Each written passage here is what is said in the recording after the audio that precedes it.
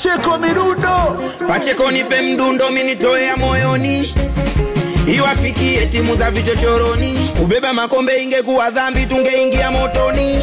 Ligi tumeitawala tunafanya ukoloni. Leo ndo leo kivumbi na jasho oya beba kidareki. Wapinzani muda umefika wakulaumu mabeki. Hatuna dogo vita ya fimbo tunabeba mijeledi. Ukiingia gesi la Jangwani hainaga. Nafasi ile kwa Abuya.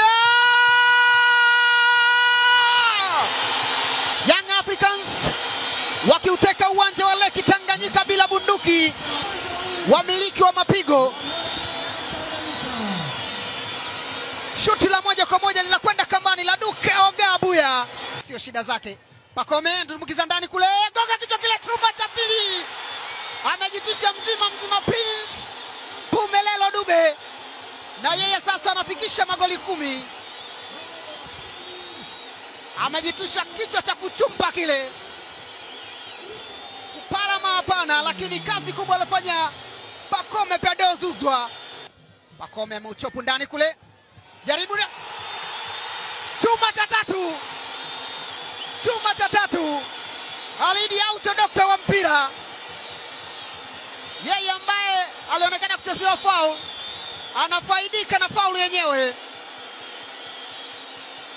Assist ya pili ya mchezo kutoka kwa Pacome. Wakati huu imemkuta daktari wa mpira Alidi Aucho. Maxim pia Nzengeli ameiwahi. Ameitoa ile. Nafasi kwa Chama.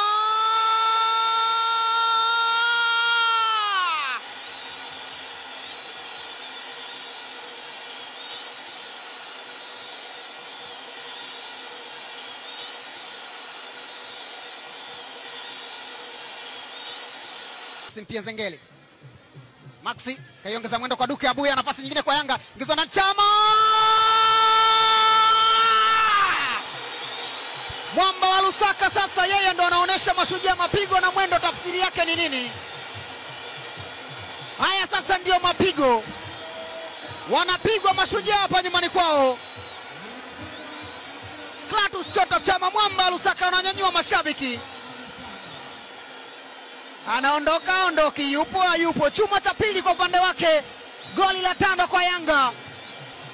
Mashujaa hoi.